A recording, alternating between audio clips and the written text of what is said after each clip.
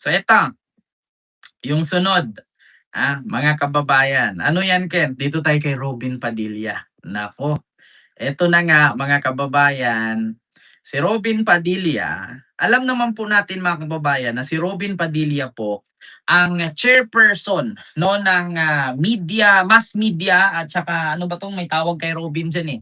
Sa madaling salita, ito na lang explain ko sa inyo mga kababayan. Si Robin Padilla po ang chairperson ng mga anti-fake news, no? Siya po ang chairperson sa Senado, yung mga anti-fake news, mga misinformation, yung mga pagpapakalat ng mga maling impormasyon, siya po ang nangangasiwa diyan, mga kababayan. Ngunit mga kababayan, eto na nga. Ikaw yung chairperson sa anti-fake news, no? At mangangasiwa sa mga disinformation, pero ikaw pa mismo ang mag-share ng fake news? Eto mga kababayan, Diyos mio Marimar, nakakahiya mang isipin pero bahala na. Sige, basahin na lang natin. O eto, mga kababayan. Nakalagay po dito mga kababayan sa post. Ayan. Sabi dito, Voice of Millennials. Ayan. Ito ang post ni Robin Padilla sa kanyang Facebook page yan. False. Ah. So sa madaling salita, mga kababayan, ito na nakalagay. Tell me your iti-iti without telling me your iti-iti. Senador Patuha. Senador daw. Senador ba ito? Sabi niya. Facebook Meta is now a public entity. Every member must post a note like this. If you do not publish a statement at least once, it will be technically understood that you are allowing the use of your photos as well as information contained in your profile status updates. So, mga kababayan, ito pong nag-circulate na to, mga kababayan, ito pong kumakalat na pinost ni Robin sa Facebook ay hindi po yan totoo, fake news po yan. Meron po kasing isang website or isang page, mga kababayan na nag-post na katulad nito. Sa mga hindi po nakakaintindi, ito example ko sa inyo. 'Di ba sa GC, sino yung may mga GC diyan, may mga group chat? 'Di ba minsan merong nagsabi, kailangan daw po natin na ipasa ito sa 30 katao. Tapos kapag bumalik sa iyo yung 5, suswertehin ka sa sunod na araw. 'Di ba? May mga ganyan mga kababayan. Ito para maintindihan ng lahat kasi English 'to eh. 'Di ba? English kasi 'to. Mahirap kasi talaga kapag English. Si Robin alam naman natin na mahina sa English. Parang ako mahina din ako sa English. Pero naiintindihan ko. Mm. 'Di ba mga kababayan, meron 'yan sa GC noon na, bukas daw kailangan daw natin mag-imbak ng 5 galong tubig, tapos mga relief goods, mga dilata kasi mag-brown out daw ng 5 oras. Oo, sa loob ng 1 taon. 5 oras daw everyday sa loob ng 5 years. Kaya mag-imbak tayo ng mga dilata, tapos babalik na daw ang Armageddon at bababa na si Jesus. Oo, kailangan natin mag-imbak at gumawa na tayo ng mga bunker kasi gigirahin na daw at mag-end of the world na daw. 'Di ba? May ganyan mga kababayan. 'Di ba? Sino mga nakatanggap ng ganyan ng mga messages sa GC? 'Di ba sinisend yan, bukas kailangan daw natin maghanda ng mga relief goods, tas magbutas ng lupa, magawa na tayo ng bunker kasi bakit? Maghanda tayo ng mga pagkain na kailangan mag-sustain ito sa loob ng 2 buwan. Bakit? Kasi daw mawawala ang araw. Mamamatay daw ang mundo ng 2 buwan. Kasi ang araw daw ay mawawala. 2 buwan daw na straight ang gabi. Kaya kailangan natin maghanda ng makakain, di ba? Kasi mga kababayan, lalabas ang mga vampira. Eto namang Robing tanga-tanga, hindi naintindihan yung shinare, abay shinare din niya. Yung shinare na gawa-gawa na usapin, no, shinare din niya. May mga nakaganyan, 3 days of darkness, kasi daw yung phenomena, meron daw panibagong phenomena na ang buwan daw sa Abril 1, ang kulay ng buwan ay kulay pink. Kaya ang pahiwatig daw nito, mga kababayan, kapag kulay pink ang buwan, maghanda ka ng 5 sakong bigas, 100 dilata, at 5 galong tubig. Bakit? Kasi meron pong 3 days of night. Darkness. So ngayon mga kababayan, alam naman ni Robin na walang ganyang pangyayari. Abay, isinare. Isinare ba naman ng lolo ninyo? Sabi niya dito, Facebook Meta is now a public entity. Every member must post a note like this. If you do not publish a statement at least once, it will be technically understood that you are allowing to use your photos as well as information contained in your profile status update. Diyos ko naman, mga kababayan. Naniwala naman ang Robin. At bukod diyan sa mga babala-babala mga kababayan, ito pa.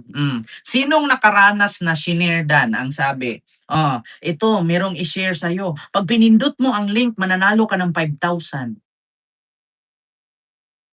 Sinong nakatanggap niyan? Ito po mga kababayan. Ako po si Mr. Kent Garcia. Oo. Pag i-click mo yung link, mananalo ka ng 10,000. Pero kailangan i-share mo muna, ilagay mo ang GCash number na 'to. Itong GCash number ko, i-login mo sa GCash mo, maglagay ka ng 10,000 tapos i-send mo sa akin yung OTP. Kapag hindi mo ito ginawa, mawawala ang swerte sa'yo. Ganyan mga kababayan ang ginawa ni Robin. Ang nangyari mga kababayan, biktima sa katangahan. Kaya ngayon mga kababayan, eto ang comment. Ang dami pong mga nagko-comment mga kababayan na galit kay Robin. Biruin mo, isa ka sa chairperson sa Senado ng mga disinformation or fake news, tapos ikaw mismo mag-share ng fake news? Huwag niyo namang ipahiwatig dito at baka sabihin ni Robin, siyempre April Fool's Day ngayon kaya siyempre false, 'di ba? False Day, eh. Oo, ay maraming salamat si Romulo, Buhawi sa iyong, pagpa-member. Thank you so much. 'Di ba? So ngayon, sabi dito ni Pridi Patrimitre Borlagdan, ayan, proud to say na I didn't vote him. English kasi kaya kala nila totoo na, 'di ba? May dalawang klase ng DDS, yung una may bayad at yung pangalawa may sayad. Alam niyo naman siguro kung saan nabibilang dun si Lodi, 'di ba? Mm. Ay naku mga kababayan, ito pa. Never beating the fake news believer allegation. Every DDS slash BBM supporters ever. O, di ba? It's giving. If you don't send this to 20 people, they're a bad luck for 5 years. O, di ba? Ganyan mga kababayan, yung shinare ni Robin. Kung hindi mo daw ito, i-share mo ito sa 20 katao. Pag hindi mo ito nagampanan, mamalasin ka sa loob ng 5 taon. Ganyan ang nangyari. Tapos believe na daw si Guanzon sa kanya ngayon. O di ba, putang ina. Sabi ni Duna Navarro Dalida. Tapos believe na daw si Guanzon sa kanya ngayon, kay Robin ngayon. Nakakahiya yung mga nag-share, 5.2K. Diba? Ay, Diyos ko. Wala na bang ibang ginawa to kundi mag-FB? Oo nga naman, Senator Robin, wala ka ba ibang ginawa kundi mag-Facebook? Hindi yan nagbabasa ng disclaimer nung nag-register sa Facebook at yung updated disclaimer madalas pinakita ni Meta after update. Yes, totoo yan. Binura na. O, binura na daw ni Robin. Paano masasabing iti-iti nung nakaraan? Yung mga kakilala ko nagpo-forward nito sa messenger ko, pagtawanan ko sila. Baka yung troll nila nagkaganyan minsan, 'di ba? Kita mo, Robin. Sabi ko nga sa inyo mga kababayan, hayaan niyo yung mga DDS, no? Mag-fake news ng mag-fake news kasi darating ang panahon sila din ang mabibiktima niyan. So hindi nga ako nagkakamali. Mga kababayan, 'di ba? Hayaan natin na mga DDS mag-fake news kasi freedom of expression 'yan, freedom of speech nila 'yan. Pero tandaan natin, darating ang araw sila din ang mabibiktima niyan, fake news na 'yan. O tignan niyo si Robin na biktima, 'di ba? Kung sanay ka talaga sa nakapaligid sa iyo puro fake news, talagang pati ikaw mabibiktima ka sa fake news. Pag ganyan ang ano 'to, na ang chain ano daw, chain letter na merong perang involved, pambubudol na yan at dapat yan dinilit na. Yung mga ganyan na merong threat, na merong nakakaharapin na bad luck, red flag, di ba? Wala si Robin sinend. Sinend ni Robin yung mga ganyang bagay. Paano naman mga kababayan kung itong mga supporter ni Robin ay papaniwalaan tong post niya, di ba? Kaya kawawa po yung mga sumuporta kay Robin at yung mga bumoto kay Robin at mga humahanga sa kanya na mapaniwala dito sa kanyang post. Eh, paano kung sinunod ito?